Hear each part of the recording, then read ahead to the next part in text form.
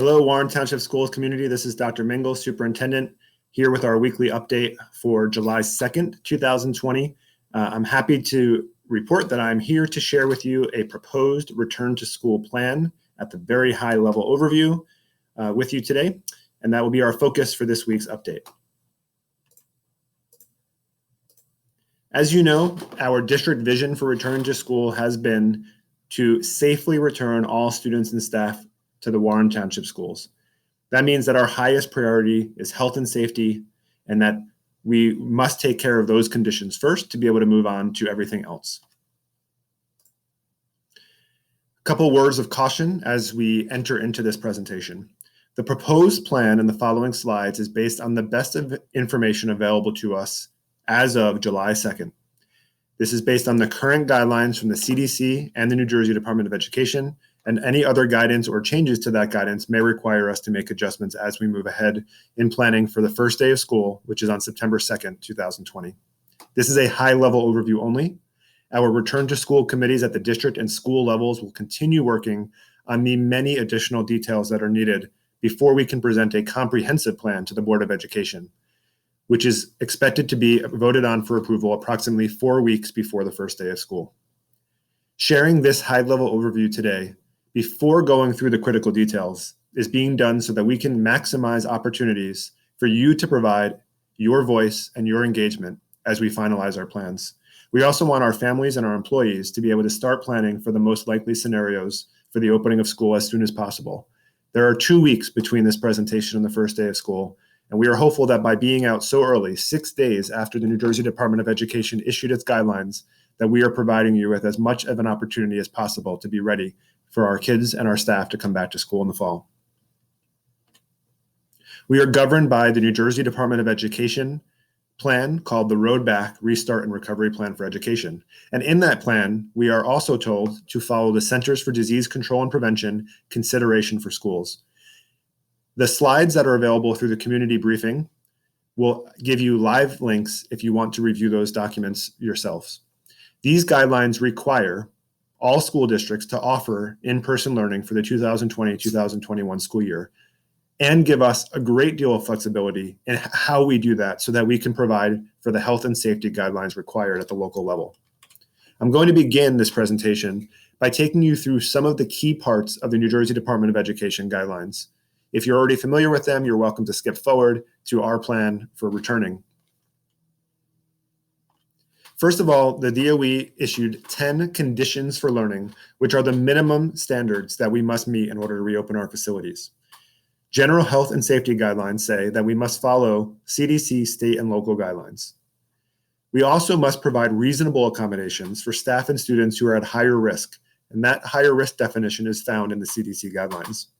And that we must promote behaviors that reduce spread, such as social distancing, frequent hand washing, and the use of face coverings. In the classrooms, testing, and therapy room section, we are told that we must allow for social distancing to the maximum extent possible. When this is difficult or impossible, face coverings are required, and face coverings are always required for visitors and for staff unless it will inhibit the individual's health.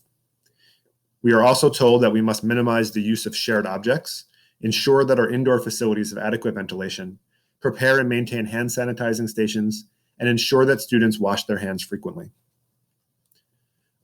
In transportation, or school busing, schools must maintain social distancing practices on buses to the maximum extent practicable and adopt best practices for cleaning and disinfecting all vehicles used for transporting students.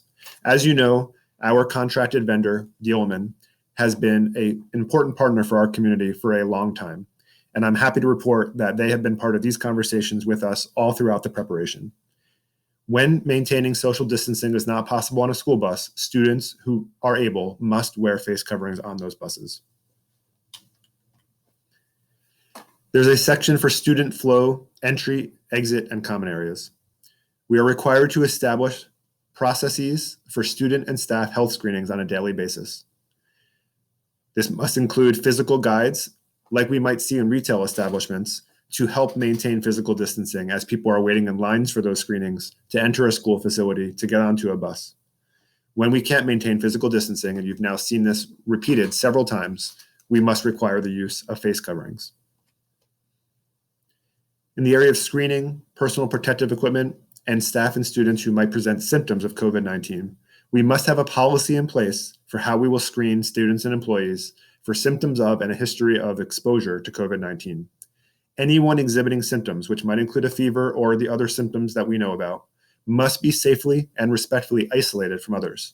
To this end, we are currently identifying secondary health locations for every building so that in addition to our regular health office, we have an isolation health office for students who are waiting to go home based on symptoms of COVID-19. If a school district becomes aware that an individual who has been in one of our facilities tests positive for COVID-19, we must notify local health officials and you of that confirmed case. We will not be permitted to inform you of the individual identity of that person, just like with other communicable diseases.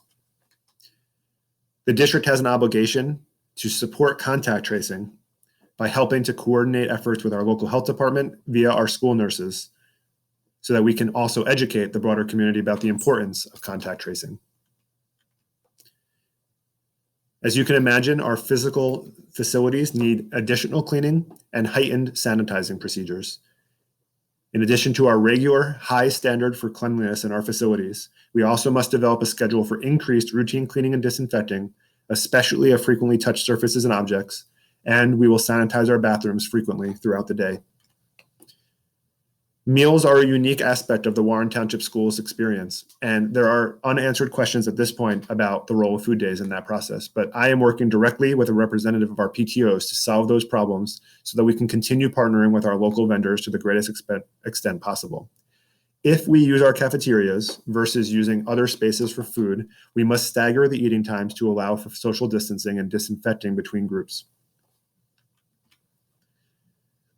In the areas of recess and physical education, we must have an inventory of our outdoor spaces and keep cohorts separate when they are outdoors in those spaces. Recess must be staggered, and we are required to disinfect equipment that might be shared by different students in between their use. We are also encouraged to consider closing locker rooms at the middle school and encouraging students to wear comfortable clothing and safe footwear to school each day so that they can participate in physical education classes without changing.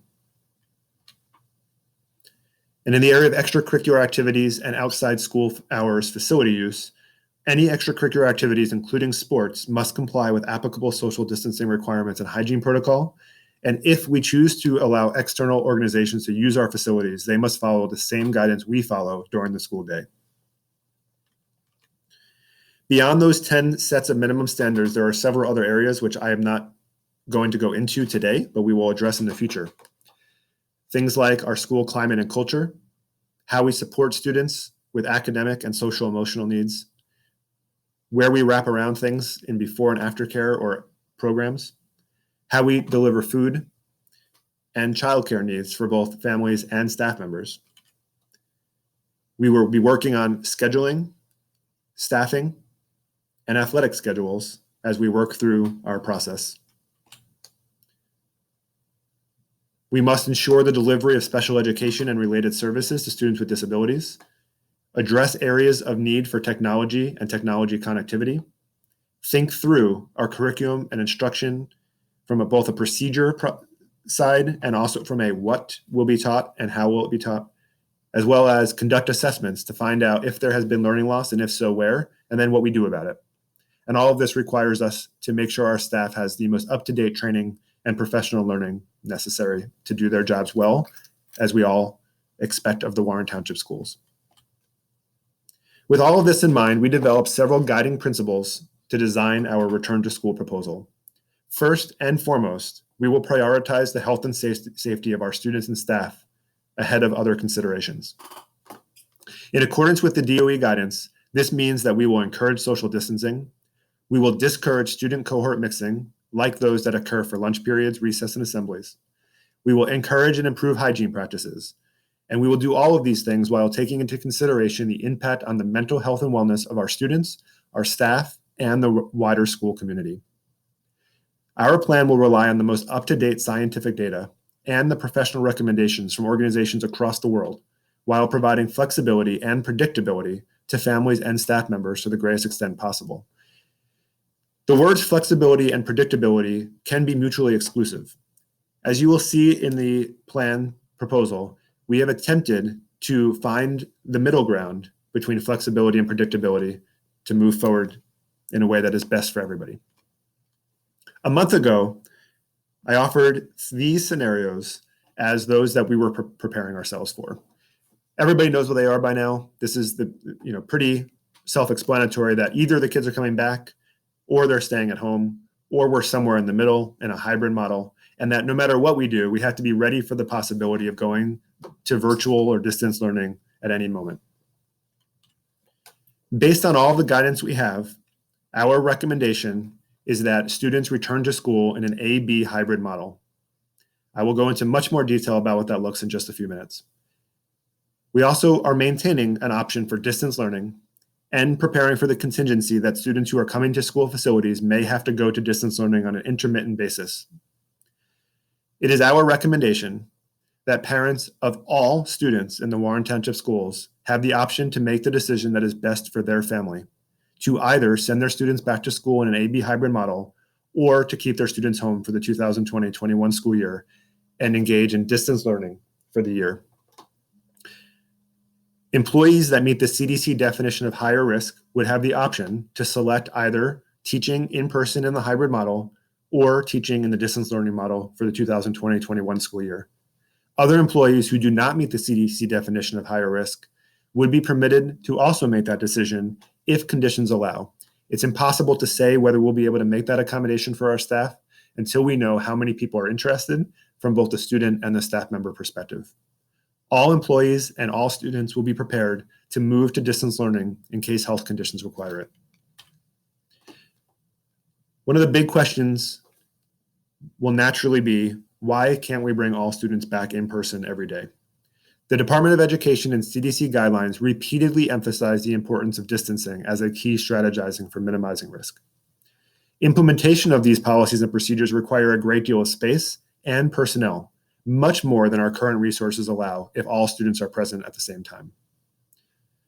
The New Jersey Department of Education guidelines significantly limit classroom capacity unless we take extreme measures, such as requiring the wearing of masks at all times by all students, limiting seating options so that students are always facing in one direction and they are not allowed to move, except in certain circumstances, and would require us to not utilize the modern instructional strategies that we know are best for students and staff.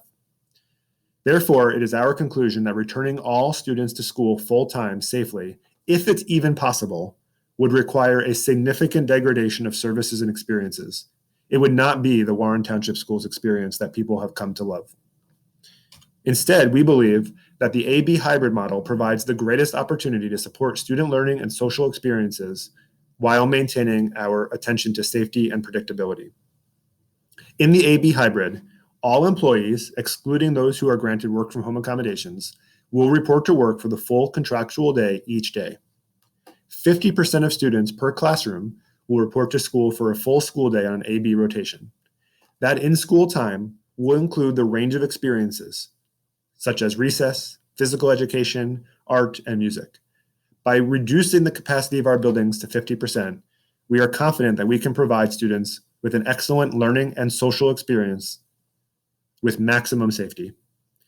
Due to our long commitment in the Warren Township schools to small class sizes, with a maximum of 24 on a typical basis, we will be able to commit to maintaining hybrid class sizes of no more than 12 students at a time in a classroom, which will allow us to take appropriate safety precautions, including physical distancing, and personalize the academic instruction and support that students receive from our amazing staff, while allowing small group peer interaction for both learning and socialization. The students who are not in the physical school facility on the B side of the A-B hybrid would engage in a mix of asynchronous and synchronous learning activities. We believe, based on the numbers from the survey in June, that we will likely be able to dedicate staff members to facilitate distance learning. I'll talk more about that in a second. We are still considering two different versions of the A-B hybrid option. The version that is emerging across the country and the world as the preferred option is version 1, where students would come to school for 1 week, work in a distance learning model for the next week, and then rotate. This version is emerging as preferred because it allows us to solve a lot of operational logistical concerns, safely. For example, cleaning, transportation management, which students are supposed to be on a bus or not on a bus, picked up or not picked up, is much easier in a week-on, week-off model. We are hearing that that might be easier for childcare considerations as far as parents and staff members. And it appears that that is what most districts are leaning towards across the state, although that is not confirmed yet, as districts are still working through their plans like we are. However, we know that our parents indicated in our survey a month ago that that model was not high on their priority list, or their preference list, I should say. So we have developed a second version that we would like to get feedback on, where students come to school for 2 days, Monday or Tuesday. All students work in distance learning, and the second group comes to school on Thursday and Friday. Because of the cleaning requirements, alternating by day is just not possible. This model requires us to take Wednesday as a distance learning day for a couple of reasons. One is it allows us to clean the facilities in between cohorts at a way that is necessary at a very high level. In version 1, we can do that over the weekend. In version 2, we have to create an opportunity to do that twice a week, so Wednesdays and the weekend. In addition, we have some concerns that version 1 is not ideal for our youngest learners, preschool, kindergarten, first and second grade, for example. In version 1, students would be away from their teacher and their in-person peers for 9 days at a time, a weekend, 5 days at home, another weekend. And we have some concerns about that for the youngest learners. Maybe not as big of a concern for older learners at the upper elementary and middle school levels. And so we would like to get your feedback, our parents and our employees, about those two hybrid versions, which will help inform our final decision-making around which one is best for the community. Noting that other factors may affect that beyond the perceptions of our staff and our community stakeholders. For those families that choose distance learning as their preferred option, and by the way, we are not limiting this option to just students with high risk. We are putting in the hands of our families this decision-making power. That is, we are intending to offer a virtual distance learning option for anybody who wants it for the 2020-21 school year.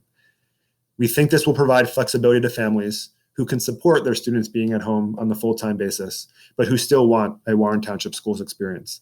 This distance learning option will not look the same as the option that students engaged in the emergency response in the spring. We anticipate that students who are in full-time distance learning will have dedicated teaching staff members who will be responsible for the delivery and oversight of that distance learning experience. Because of this, we will be able to take the feedback from the 1920 school year and the surveys to develop a combination of asynchronous and synchronous learning every single day for the students who are in the distance learning model. Time will be used later this summer to prepare staff who are responsible for distance learning. And of course, we need to be ready to move to distance learning for all students at a moment's notice. An outbreak of COVID-19 at a classroom, a school, throughout the community, or even across the state of New Jersey will require us to be flexible and ready to pivot. We will be preparing students and staff members from the very first day of school with how to utilize the technology software and hardware so that they can seamlessly move back and forth between in-person and distance learning. Our instruction subcommittee of the Distance Return to School Committee is working on a model where all teachers would be provided the resources they need for the first bit of the school year, probably the first several weeks, so that we are preparing students for technology needs. We are responding to the social and emotional needs of students as they come back to school. We are assessing their academic readiness and developing plans for how to respond to it, and moving into curriculum as appropriate for each grade in a consistent way across the school district. So what comes next? We are extremely interested in our parent, staff, and community feedback about this high-level overview. That feedback will be collected in a survey that is live right now and will be open through next week. We will work on the many details needed to implement this proposal at the school, district, and board levels over the next several weeks and into August as well. We will coordinate with Watchung Hills Regional High School so that we can maximize consistency for families with children in both the K-8 and the 9-12 school districts. And to that end, I should also mention that families who have children in elementary and middle school will be assigned to the same hybrid schedule so that families can plan accordingly. We will review guidance as it emerges across the state and beyond, as we've been doing all along. We will continue collaborating with our PTO and our special education parent advisory group presidents for planning for next year. One of the most important questions in the survey is, what questions do you need answered before you can make your commitment for what's right for you for next school year. And we will develop frequently asked questions to respond to those. And we will be developing a comprehensive return to school handbook for board consideration and public review. The timeline for all of that, the survey is open now and will be open until 10 a.m. on Wednesday, July 8th. Those results will be shared with the community next week in a community briefing and will help inform our continued work. These recommendations will be discussed at the July 20th Warren Township Board of Education meeting, which will continue to be offered through Zoom so that community members can listen in and engage as they desire. We also anticipate adding an additional Board of Education meeting on Monday, August 3rd, also available via Zoom, when the board is expected to vote on a full reopening plan. Parents will complete a registration process that includes selecting the preferred hybrid model in late July or early August. The survey that goes out today will ask you for where you think you might be going, but that is not a commitment. That is just to give us some data so that we can start developing the models that we need to. One of the big unanswered questions is whether or not we will be expecting families and staff to make a commitment for the full 2020-21 school year. It's impossible to know where things will take us down the road, but we do know that the logistics of students moving back and forth between the hybrid model and a full distance learning create really big challenges for staffing. So we are going to ask people to make a commitment later this summer to help us with that planning. And we will consider whether there are options to move back and forth as we go forward. We don't have a solid answer right now because the conditions don't allow it, but that is definitely a high priority question for us to answer for all of you. And before I close, I would just want to say that we would not have been able to present this high-level overview 6 days after the state issued its guidance without the hard work and preparation of our district and school return to school committees, the Warren Township Board of Education's ad hoc return to school committee and the entire board, members of the administrative team, and feedback from stakeholders of all kinds over the past few months. We have been preparing for this moment pretty much since we left school facilities back in March, and we are confident that the model we're presenting is the right one for the health and safety of our students, our staff, and the wider community. Thank you for your attention, and we look forward to seeing your feedback in the survey as we move ahead.